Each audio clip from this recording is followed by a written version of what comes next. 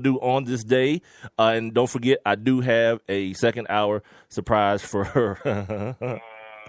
For one Rob Calloway. You're gonna love it too, dude. I swear you will, dude. You're gonna freaking love it.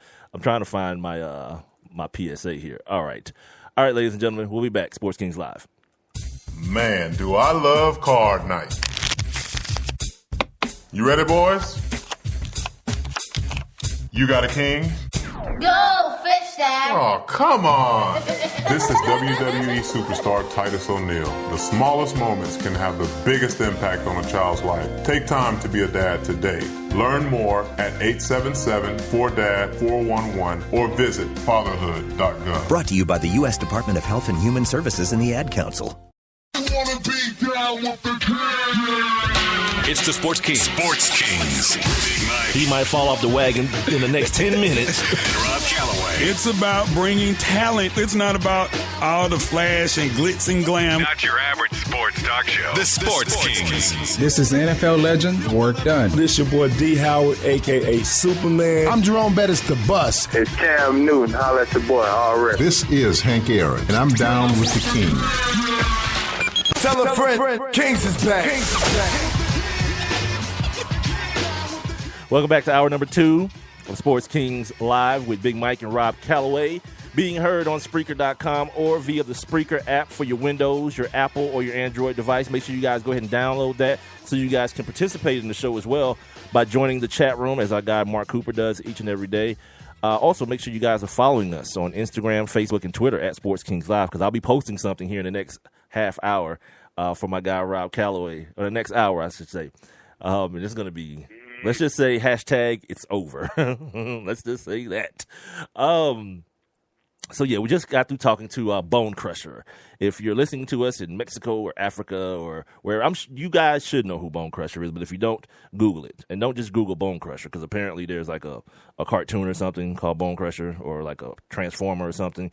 Google Bonecrusher. Bonecrusher Smith. Yeah. About the boxing. Google Bonecrusher rapper, and then you'll see who Bonecrusher is, and then get to know his music, man. It'll get your heart pumping and probably make you want to swing on somebody. I'm just saying. So get that in your life. Yeah, man. Got to do some cleaning up from yesterday. I was banging my chest and patting myself on the back about something that Rob was absolutely right about, and I was absolutely wrong about. Chad Johnson did play for the Montreal Alouettes last year, not the Toronto Argonauts. So, yeah, that was Rob's correct about that. I was absolutely wrong, and I was even wronger for bragging about my knowledge of the CFL. I have none. Is what I'm saying to you. Okay. That's awesome. Yeah. Yeah, I try to make sure. Like, here's the thing, dude. I want to make sure we disseminate the proper information, regardless of what it is. If I'm wrong, I'm wrong, and we got to make sure we make the corrections when we can, and if we remember. Before we move on, let's do this. Let's do our daily look back, and give you guys a little bit of a history lesson, and we call it On This Day. It's the Sports Kings. On this day. All right, Mr. Calloway. On this day in 1943, Joe Cronin of the Boston Red Sox pinch hit a home run in both games of a doubleheader against the Philadelphia A's. On this day in 1960, Ted Williams hit his 500th home run. Also on this day in 1971, Don Kessinger of the Chicago Cubs went 6 for 6 against St. Louis. Like, what's going on? Like, back in the day, how many at-bats did cats get? Like, we hearing all this stuff about dudes, stealing 6 bags and going 6 for 6 and getting walked 6 times in a game. I hate to tell you this, bro. I can't hear you. I think we're having a connection problem. What do you mean you can't hear me? Can you hear me now? Yeah, I can hear you now. Sorry, I gotta stop moving the phone. I gotta start taking the case off this phone when I plug it up. Because I think when I move it, probably when I move it, it comes out a little bit. Yeah. You know how that works. Anyway, let me stop being ignorant. All right. On this day in 1976, it was announced that the NBA and the ABA would merge. Guys who played in the NBA, guys like George Gervin, Moses Malone, Dr. J, all those guys. It was agreed on this day in 1976 that the ABA and the NBA would finally merge, and no more red, white, and blue basketball. All right. On this day in 1990, Harry Grant became the oldest driver to win a NASCAR race. Well, I didn't take the time out to read these previously or beforehand, so I don't know how old Harry was. On this day in 1994, look at that. We were just talking about this the other day. O.J. Simpson drove his Ford Bronco across Los Angeles with the police in pursuit and millions of people watching live on television. After the slow-speed chase ended, Simpson was arrested and charged with the murders of Nicole Brown Smith and Ronald Goldman. On this day in 1995, the New Jersey Devils, they set an NHL playoff record with 9 road wins. Jesus. And on this day in 2012, Junior, Dale Earnhardt Jr. won at the Michigan International Speedway. It was his first win in 4 years and 143 races. Matter of fact, Dale Earnhardt Jr. got engaged today. So there goes his life. Yeah, I saw that. Yeah, you're screwed, dude. You're screwed. Maybe it'll help him because he ain't been winning squat no way. So yeah. Junior's been winning the last 2 years, dude, and finishing high too, like finishing in the top 5, winning the races. I'm saying, yeah. He won Daytona last year, I think. I'm talking about he finished second. I'm talking about number 1. Yes, I'm saying. I think he got a couple of wins in the last 2 years, though. Don't ask me how I know that. Cup, though, baby. He got now the black person in you comes out. Now you got to raise the stakes. No, Jeff Gordon is a winner. Dale Earnhardt is a chicken dinner. You mean Jimmy Johnson? He's the dude that won like 5 in a row. Jimmy Johnson, don't ask me how I know that or why I know that. That's some kind of way that got into my brain. You got to win that cup. You got to win the whole damn thing. All right. What are we gonna do here? Let's kind of try to from memory dissect. Was that it? Was that it? What? Was that it? Was what it? Well, on this day, was that all of them? Oh yeah, that was it. Stopped at 2012. Okay. Yeah, 2012 was the last one. Right. Let's do our best to dissect this Bonecrusher interview. At least the first part of it. Because it kind of went in a bunch of different directions. You know what I mean? I don't know how many of you, because by the way, the title of this particular episode is "If LeBron Ain't the Best, Then Who Is?" That's the title of this, and I think it's apropos. And it's amazing if someone would say that Stephen Curry is the best player on earth. Like, I got to go down the list a long way before I get to him, as a matter of fact. Not a long way, I ain't saying a long way, but and I think sometimes, what am I always talking about, Rob? People getting caught in this prison of this slave to the moment type thing, man. Because, I understand Kevin Durant is hurt. Yeah, but that dude gets buckets in a lot of different ways. Guys like James Harden, guys like Russell Westbrook. I like that, and I'm not saying all these dudes are better than Steph Curry, but what I'm saying is there's like a hodgepodge there of guys that you can choose from. But I don't think LeBron James is in that hodgepodge. I think it's like LeBron and then the rest of you dudes. You know what I mean? Like, you dudes fight over second. I'll be over here on top of the mountain. And it's funny. Like, it's funny that, like, Bonecrusher, part of his reasoning was that he feels like people like LeBron, so they give him a pass. As far as I'm concerned, I always tell people just understand what you're looking at. Understand what you're seeing.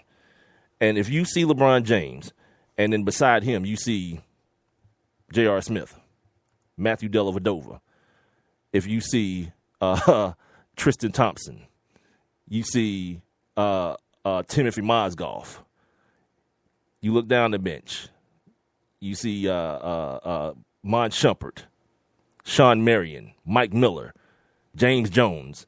Yeah, you know what I mean? Like, as I reel off names, the player gets worse and worse. And for that team, I don't give a damn who you are or who you had to beat to get there. That team was in the NBA and won 2 games. God, they won 2 ball games. Like, I think it's gonna be like in 10 years before people understand the magnitude of what they saw this postseason or this NBA Finals. I don't understand why. I don't understand why it would be hard for anybody to realize what we witnessed. I think people are caught up in their emotions, their own personal emotions. That's all it is. But see, this is my whole thing about that, man. after the game is over, after the endless memes, then the next day, then what? I mean, the season is over. At some point, because we do it. I mean, at some point, you just got to, finally you just got to have that come to Jesus moment where you like, well, yeah, well, my team won or the team I was rooting for won. But yeah, LeBron James, yeah, he did some great-ish. And I think that's going to happen. I think it's going to happen in years from like when LeBron's done playing, is when people are going to realize exactly what they witnessed. He played all 5 positions in this series. Yeah, you know what I mean. It's the same thing. Remember when they went small? When they went small? What was that, Game 5? He ended up being the 5. Yeah, and LeBron is he's your de facto center. He's your de facto Magic Johnson in 1982. Like, we look at that and we say, oh, man, that was an epic performance. Well, LeBron had almost identical numbers doing the same thing. So where are we drawing the line at? And like I say, I don't think I have the misunderstanding that I know where it's coming from. So I don't really, it doesn't frustrate me anymore because it's your loss. If you're that guy and you're on that side of things, you feel like people give that dude. And I think part of it too, I can't take him off the hook. LeBron is a little bit dramatic. You know what I mean? You saw when he hit his head on the camera, he acted like someone had electrocuted him with a stun gun. You know what I mean? He's on the floor, rolling back and forth. All right, you hit your head. I understand. I saw Steph hit his head on the ground from like 6 feet up.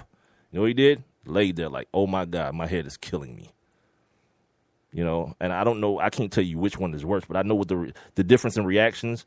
And Bonecrusher pointed out, he talked about how, what Steph's. And here's the thing. Steph has that a-holeness in him, dude. It's there. But we like him. So we let it pass. We definitely give Steph a pass for some of the stuff, that he does. And he has that because I don't think you can be great without it. The great ones have that arrogance in them. Yeah. And because you heard LeBron say it, now you're looking for a reason for it not to be true. And you're using him losing a finals as that reason. And that one has nothing to do with the other. Right. But just like I said yesterday, everybody else has said, so when he finally says it, what's the problem? If it's something that'll come out of your mouth, if you will watch, the Cavs and the Hawks, right? Eastern Conference Finals, and you see, LeBron James out there, basically, just doing his thing on, to lead the Cavs to these victories, 4 straight victories against the Hawks. You go, man, LeBron James is great. Like, man, LeBron, yeah, he might be the greatest player on the earth, right? And a lot of people said that. But then you turn around and when he says it, it's a problem, but it shouldn't be. But remember what I told you. There's a rule, dude. You can be better than me. You just can't tell me you are. You just can't tell me. Right. That's where the problem comes in. No rational person. It's not that I'm calling Bonecrusher irrational, but I think the emotion of feeling that, because his Twitter post today was that he didn't feel like people were giving the Golden State Warriors the credit they deserve more so than people were making excuses for LeBron. And I was like, the two things are just mutually exclusive. Then you don't have to do one instead of the other. You can do both. Because when people start putting out the memes that, with the little baby on it, with Steph's baby on it, saying, you thought you were the best, but no, you said you were the best. What happened? Be more humble, B-word. See, right. That's the crux of it. That's the root of it right there. The fact that you want humility out of your stars, not me. I just want greatness. I want great performances, and I got those. I got those out of LeBron. He fulfilled my requirements, and other people's requirements may be different, and that's fine. But, again, in a decade, when LeBron's done playing, you're going to look back and realize, man, you had a chance. Like, you were witness to one of the greatest basketball players to ever step foot on the court, and definitely the best of his generation. Like that foolishness that Klay Thompson was talking about, it's great to be on the best team with the actual best player. You don't believe that. You had to guard this dude. You see what I'm saying? Like, you actually had to guard LeBron. So there's no way you can tell me that you feel in your heart of hearts that dude isn't the best player on the planet. See, that's where the ridiculousness comes in. And I understand these dudes are caught up in the emotion of winning. By the way, Rob. Of course. Real quick, sir.